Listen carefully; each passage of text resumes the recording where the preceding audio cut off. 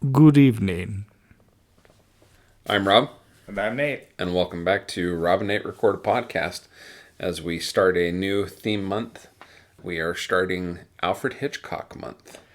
You can't really do Alfred Hitchcock in 4 movies, so Not at all. it's not a definitive Alfred Hitchcock month. It is a Alfred Hitchcock month. Which we will eventually have to revisit. Yeah, likely that we'll return to it. So we've chosen two each for this month, and the first up is Rob's selection. Is a sentimental favorite of mine. I have very fond memories of watching this with my maternal grandparents.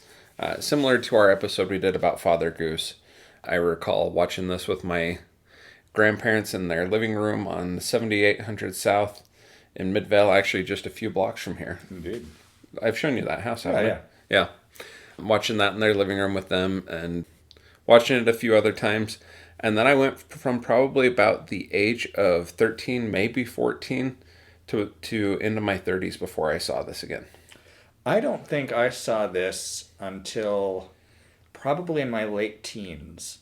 There was a little ma and pa video store not far from the house where I grew up, and I worked my way through the classics collection there. It's like, what name do I know? It's the same place where I rented The Apartment for the first time. And I'm pretty sure that's where I rented this. You said you were late teens when Late that happened? teens, I think. What do you recall of your first impressions of this? You know, not much. Yeah? I've been thinking about it and trying to remember, and I'm not even 100% positive that's the way I first saw it, but that's my best guesstimate. Do you recall impressions or anything of it? Well, I recall just how solid it was, and I was, of course, going through a bit of a Hitchcock phase. I think I watched the reruns of the Alfred Hitchcock's Presents even when I was like 6. So I always knew who Hitchcock was, but it was in high school and it started with Rear Window. Oh, yeah. And then it kind of progressed from there through Vertigo and Psycho, and yeah, they're solid. Oh, yeah. Hold up. But yeah, again, this is a kind of a sentimental favorite for me. I actually didn't know the name of it when I watched this as a child. You know, as is common, you see a movie as a child and you don't know the name of it, you just know you liked it. And I saw it a few times with my grandparents, a couple times with my parents. Never caught the name. And actually, it was Nate that helped me figure out which movie it was. I described a couple of scenes out of the movie to him, and he pinpointed the movie, and I was, not that I doubted Nate, but I rented it, I believe. This was years and years ago. Oh, yeah. We're talking probably approaching a decade ago. And sure enough, it was the movie, and I bought it, and I've watched it probably about once a year ever since. Wow. This is just a fun movie. It's a very solid movie. Yeah. Very witty dialogue. Yeah, I don't think I'd seen it in probably a decade or more, and I had forgotten many of the twists. But you're right about the dialogue. Cary Grant has some great lines, and he delivers them wonderfully. I had kind of forgotten how quickly they jump into the plot, too. I mean, you're not very far into this that they start the first plot element. That tends to be a Hitchcock thing. He doesn't like to waste time. Well, where should we dive into the plot on this? Oh, well, I guess our cast of characters. Yeah, and have you ever seen Saboteur? I'm not positive. I think I have, but I'm not. Saboteur is a Hitchcock film from the early 40s. It has Robert Cummings, Priscilla Lane, Otto Kruger in it. It's got Norman Lloyd in it. He's the bad guy. He plays basically the same part that Martin Landau plays in this film. And what's interesting is Martin Landau has passed on. Norman Lloyd is still alive. He's 106 years old. Really? Yeah. That film is basically this film. It's a very similar plot. It has to do with spies and a case of mistaken identity and fleeing across the country with a girl, and it ends on a massive monument. In the case of the earlier film, The Statue of Liberty. That's a solid film. Very solid film. This is better. Yeah? It's it's such a good film, it's hard for me to even say that this is better, but this is better. This is, and you know me, I like the original versions. Oh, yeah, yeah. But this has this crisp 50s look to it. It's got a wonderful cast. Cary Grant is wonderful in it. Eva Marie Saint is wonderful in it, as is James Mason, the aforementioned Martin Landau, and Leo G. Carroll, This is one of 6 Alfred Hitchcock films that Leo G. Carroll appears in. Does he appear in others we're going to do this month? Well, he appears in Spellbound, he appears in Strangers on a Train, The Paradigm Case, Rebecca, A Suspicion, and this film. Yeah, so not in others we're doing this month. So Eva Marie Saint's character, at one point, she mentions that she is 26 years old. Yeah. She was 35 when she made this film. Wow. Yeah. Yeah. But you believe her is 26. Yeah. And you said she's still alive today? She's still alive. She's 96. Wow. I believe she is the senior Oscar winner right now because she won an Oscar for On the Waterfront in 54. So a few years before this. Well, let me pull up the plot synopsis. A New York city advertising executive goes on the run after being mistaken for a government agent by a group of foreign spies. And that's the quick plot overview. You have Cary Grant playing Roger Thornhill. Eva Marie Saint is Eve Kendall. James Mason is Philip Van Damme. Jessie Royce Landis is Clara Thornhill, Roger Thornhill, or Cary Grant's mother in the movie. Leo G. Carroll is the professor. You have Philip Ober is Lester Townsend. Martin Landau is Leonard, and a few other characters and things of that nature. The movie opens up in New York City. Roger Thornhill is going to meet some friends at a club for some drinks. It's a business thing too. And he is inadvertently mistaken for... So Roger Thornhill is mistaken for Roger Kaplan and is kidnapped by this gang. They don't believe his mistaken identity thing, and their first attempt to eliminate him is they force feed him some alcohol, put him in a car with the intent of him driving off of a cliff, but he manages to salvage the car, is arrested for drunk driving. They should have taken this as proof that he was a Madison Avenue man if he could hold his liquor that well. Yeah. This is really what they should have ended the show Mad Men with. Yeah. They should have just done the last 2 episodes should have been a remake of this movie. There you go. You had a thing you wanted to see Draper, like use technology and merge him with Don Draper. I have a scene seeing Thornhill and Draper having some kind of a advertising meeting at that Oak Club or whatever. Yeah. They could have digitally edited him in. That would have been awesome. Yeah. But he's detained by the police for drunk driving. They're investigating things. His mom bails him out.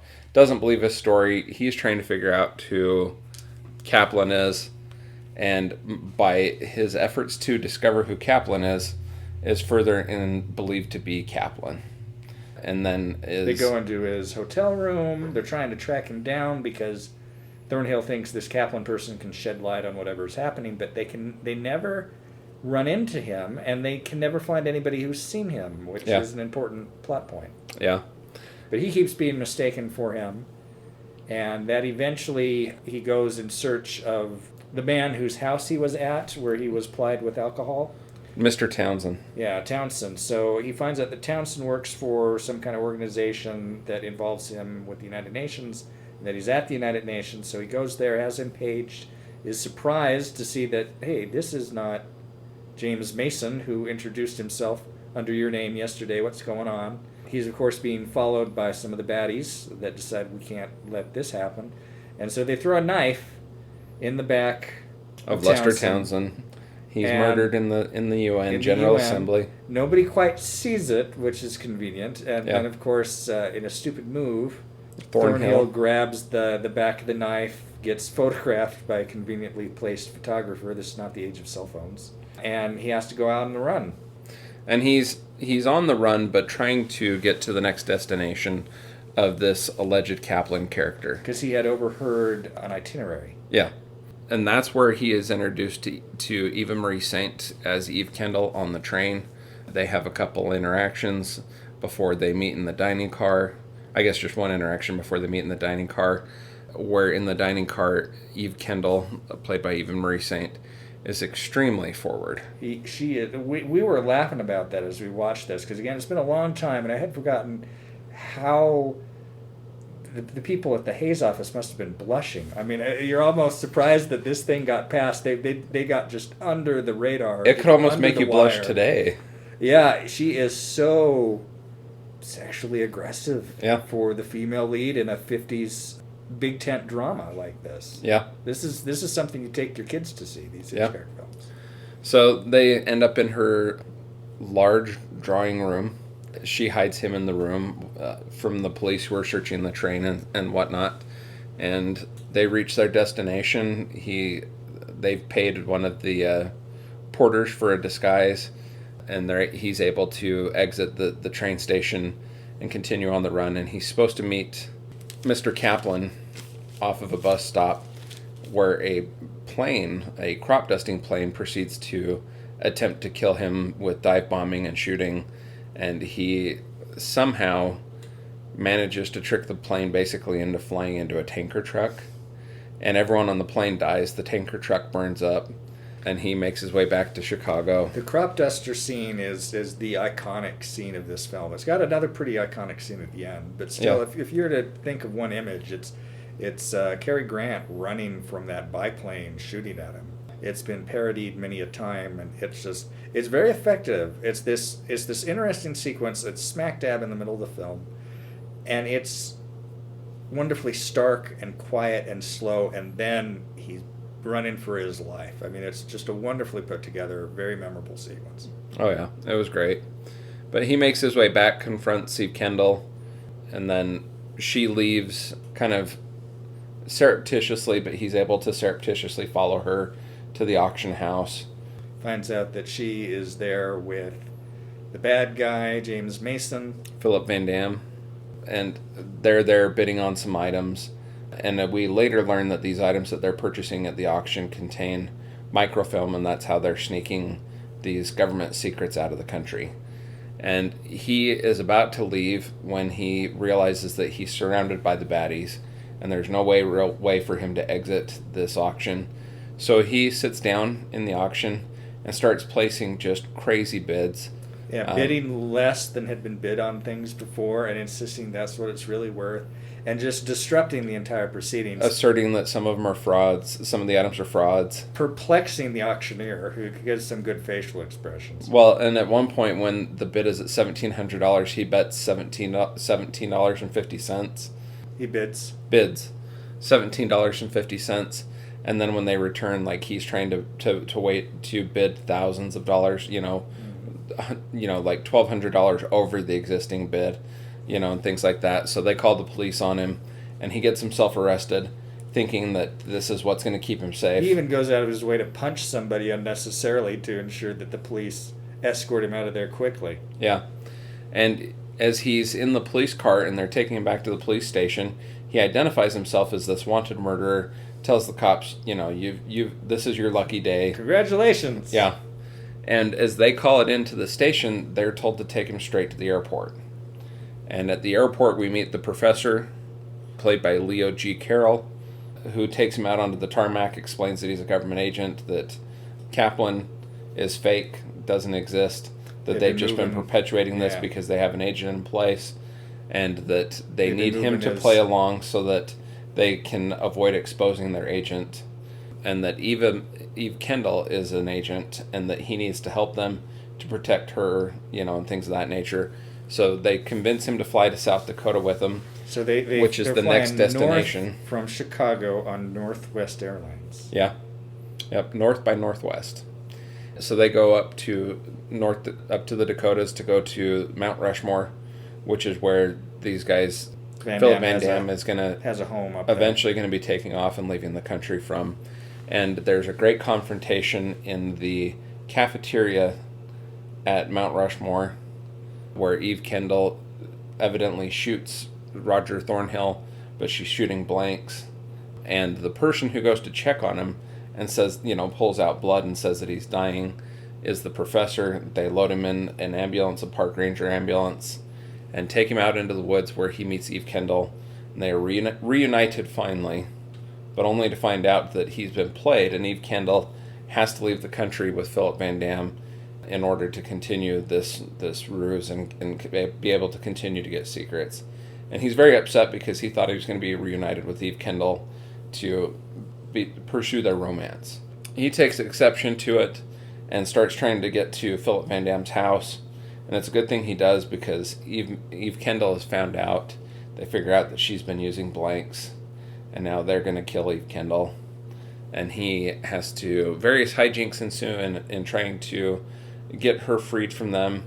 And there's another final chase sequence in which the bad guys chase Roger Thornhill and Eve Kendall out onto the face of Mount Rushmore. And they're climbing down the face of Mount Rushmore. And eventually, the professor has one of the park rangers shoot the last baddie, and Philip Thornhill pulls Eve Kendall, Eva Marie Saint, pulls her not up the face of the mountain, but up into their bed, and that's the end of the movie. Yeah.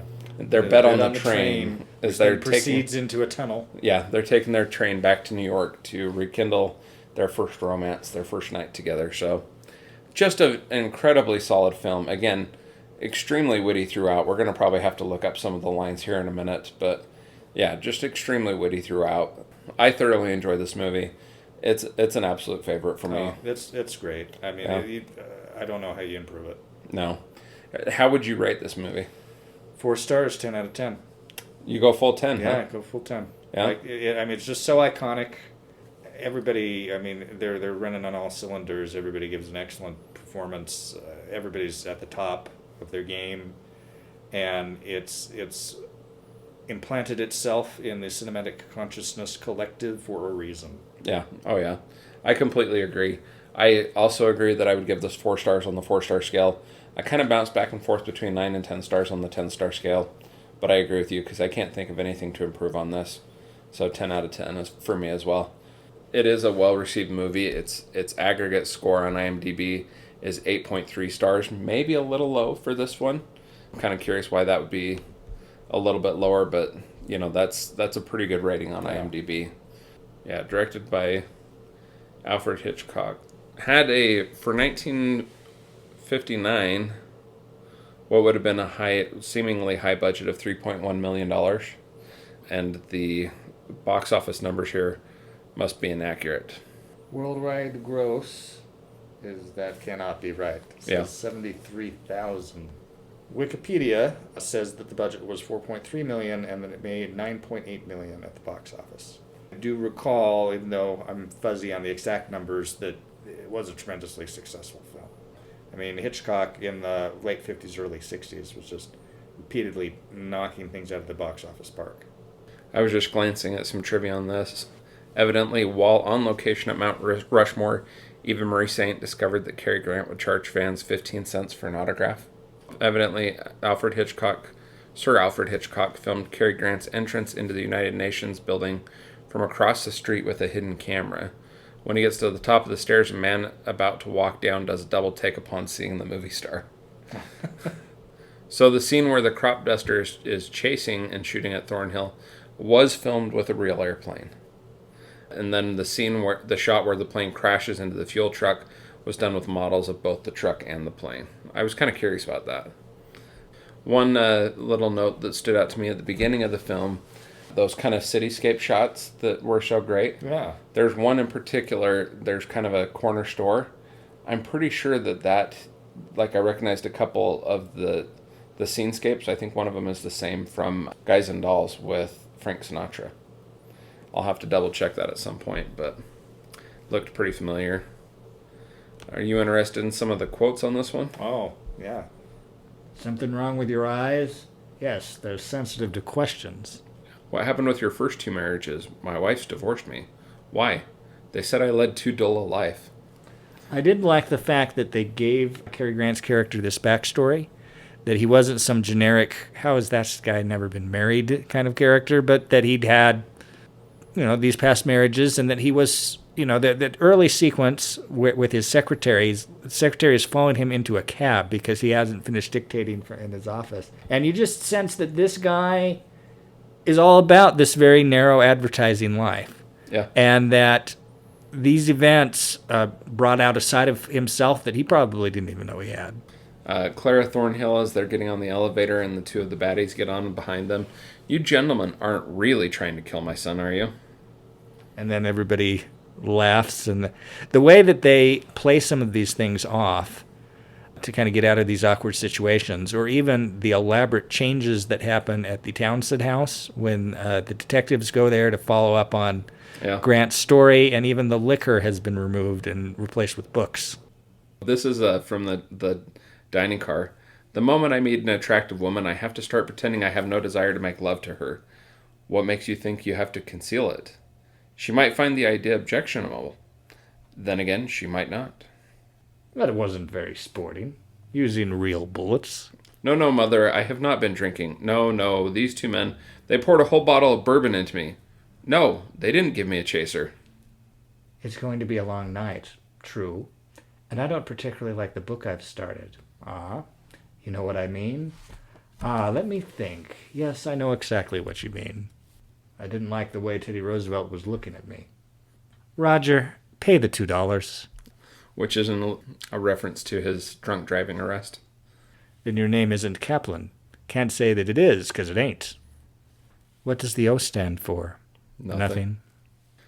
If I thought there was any chance of changing your mind, I'd talk about Miss Kendall, of whom you so obviously disapprove. Yes, for using sex like some people use a fly swatter.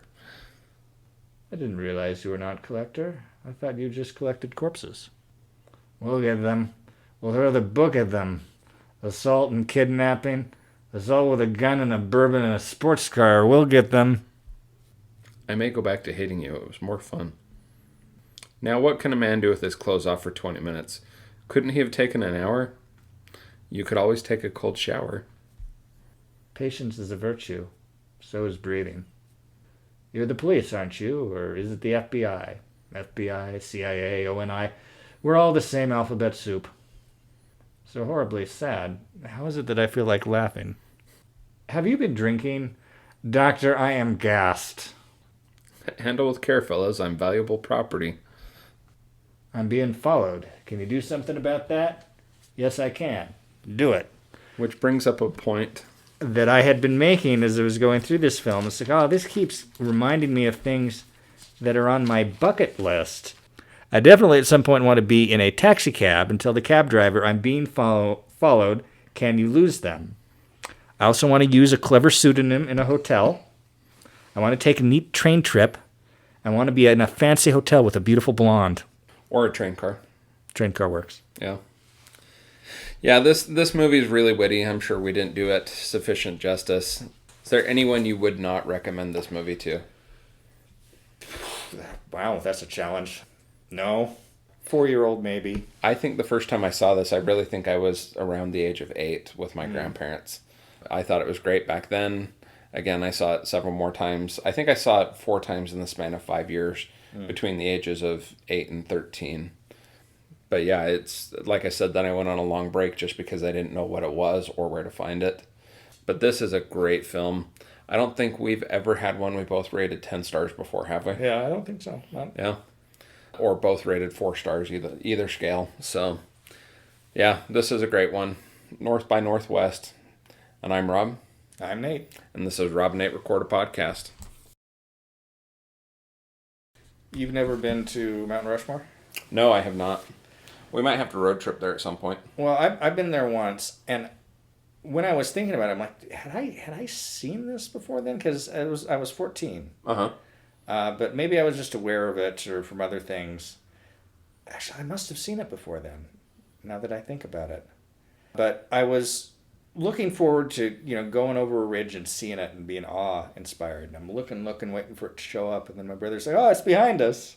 It's like, that was disappointing.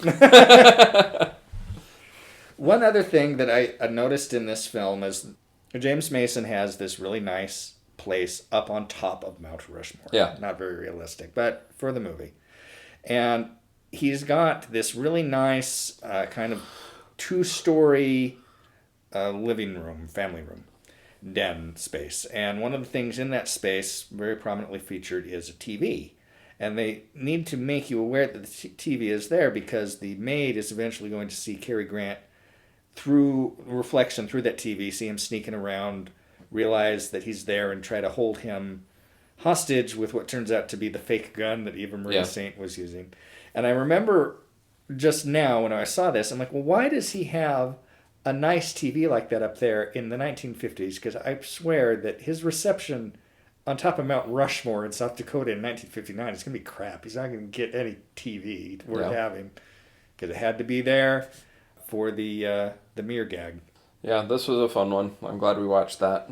Yeah, we'll have to see how, at the end of Alfred Hitchcock month, if throwing in a sentimental favorite was worth it. But I think it certainly was. Wow. I mean, to come out with a 10-star, I mean, yeah. I just now made that connection that we're going to have to be ranking these Hitchcock films at the end of the month. That's going to be a bit I didn't even think about that. Yeah. So I definitely want to, at some point, be in a cop car and tell her, beep. Now, you can't really do Alfred Hitchcock. Beep. Ba-ding. I took your hair away, and apparently I took your voice away. Indeed. Yeah. You may have. Helps if I'm on the right screen to end the recording.